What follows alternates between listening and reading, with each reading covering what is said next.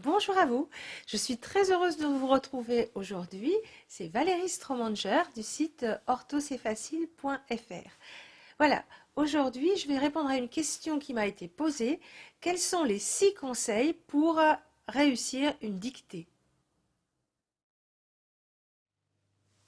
6 conseils donc pour réussir une dictée. Premier conseil, eh bien, c'est d'avoir confiance en vous. C'est-à-dire qu'avant de commencer la dictée, vous ne commencez pas à vous stresser en disant je suis nul, j'y arriverai pas, etc. Vous savez plein de choses, déjà. Bien sûr, vous ne saurez jamais tout, mais vous pouvez regarder tous les autres autour de vous, il n'y en a aucun qui sait tout. Et je vais vous dire un secret, même le prof ne sait pas tout. Donc, personne ne sait tout, on va faire avec ce que l'on sait. Et on sait déjà assez de choses pour s'en sortir. Donc, on prend confiance en soi et on se dit, je vais mobiliser ce que je sais. L'apprentissage, c'était avant. Maintenant, je suis avec mon crayon au début de ma dictée, eh bien, il faut que je fasse avec ce que j'ai. Ça, c'est la première chose. On dédramatise, on y va et on essaie de ne pas être angoissé. Sinon, ça peut nous bloquer. Ça, c'est important. Deuxième conseil, conseil numéro 2, il est lié au premier, c'est que là, je vais être focalisé sur mon moment présent. C'est-à-dire, je vais être concentré et je vais être attentif ou attentive. C'est-à-dire qu'une dictée dure à peu près une demi-heure. Pendant cette demi-heure, je me fiche de ce qui s'est passé avant, je ne m'intéresse pas à ce qui se passera après, je ne m'intéresse pas au petit oiseau qui vole par la fenêtre ou à mon copain qui est en train de me faire un signe. Non, je suis focalisée sur ma dictée. Pour éviter cette chose horrible d'être sorti de l'épreuve et de voir, se rappeler de ce qu'on a fait et dire « ma mince, je le savais », alors que sur le moment, on n'y a pas pensé. C'est maintenant qu'on y pense et après, quand on aura rendu sa copie, il sera trop tard. Donc là, j'utilise chaque seconde pour essayer d'éviter les erreurs. Voilà. Troisième conseil. Je vais commencer ma dictée. Le professeur lit la dictée en entier pour une fois, pour la première fois. Là, je vais écouter ce que le professeur raconte et je vais essayer de faire fonctionner mon petit cinéma intérieur pour voir de quoi on parle, c'est-à-dire entendre le récit de la dictée. De quoi ça parle? Est-ce qu'il y a des personnages? Est-ce que c'est une description? Vraiment, la dictée, c'est pas une suite de mots, c'est un texte qui a du sens. Quel est ce sens? Qu'est-ce qu'il me dit? Voilà, quel est le sens de cette dictée? Ça, c'est la première lecture. Enfin, le professeur revient au départ et se dit, allez, maintenant, on dicte. Alors là, conseil numéro 4, on va prendre sa plus belle écriture. Une dictée, on écrit bien. En général, merci pour le correcteur, on passe des lignes. C'est beaucoup plus clair pour corriger. Quand je dis qu'on prend sa plus belle écriture, il ne s'agit pas d'être un artiste. Il s'agit juste que l'écriture soit claire, nette et que le professeur n'ait aucune difficulté à lire. Il n'y a rien de pire que de se demander en tant que correcteur qu'est-ce qu'il a écrit là. Est-ce que ça c'est un R? Est-ce que c'est un M? Bon, vos lettres, elles doivent être lisibles. C'est l'objectif d'une écriture quand même. Hein. Voilà.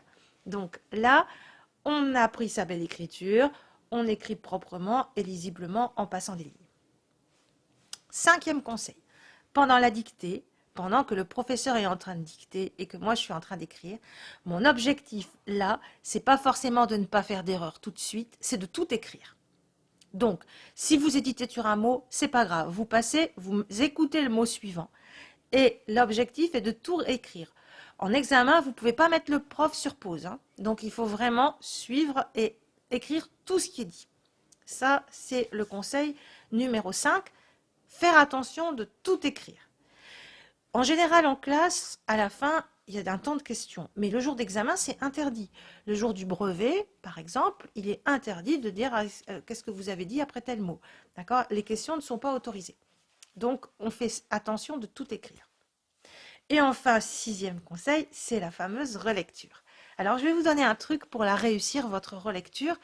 Vous allez la mettre au pluriel, c'est-à-dire que vous allez faire des relectures. Vous allez faire une première relecture en visant et en repérant tous les verbes. Donc, je lis, je vois un verbe. Je vérifie son temps et son sujet. L'accord est OK? Très bien. Je continue de lire, je passe à la phrase, au verbe suivant. Et je fais pareil. Ça, c'est ma première relecture. J'ai vérifié tous les verbes. Vous savez, déjà, si vous avez bon à tous les verbes, ça sent bon pour une bonne note, hein. Voilà.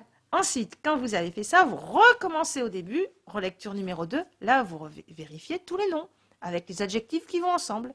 Et vous recommencez. Comme ça, vous repérez et vous vérifiez tous les noms. Puis vous faites une troisième relecture avec tout le reste. Alors là, ça dépend de la dictée. D'accord? Mais vous êtes déjà OK avec les noms et les verbes. C'est déjà pas mal. Et enfin, dernière relecture, s'il vous plaît, faites-le. Vous prenez un effaceur ou une souris qui sert à effacer et vous m'enlevez toutes les ratures. Votre copie, elle doit être jolie à regarder. D'accord? Pas de ratures. Et à la rigueur, si vous avez barré quelque chose, vous l'avez barré à la règle pour que ce soit propre. D'accord? Ça, c'est très important. Ça ne doit pas être bourré de ratures. Une copie qu'on rend à un examinateur doit être propre. Voilà. Si jamais il vous reste encore du temps, ben vous continuez à relire. Voilà.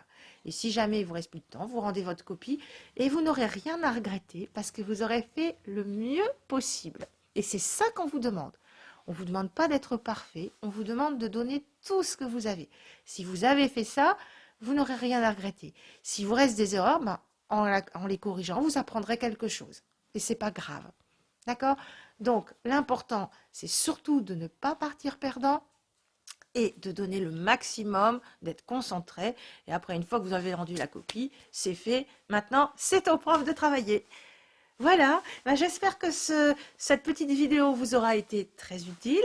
Suivez ces conseils et puis n'hésitez pas à me dire si ça a fonctionné ou pas. Allez, je vous dis à très bientôt et je vous adresse mes pensées les plus fraternelles comme j'en ai l'habitude. À très bientôt.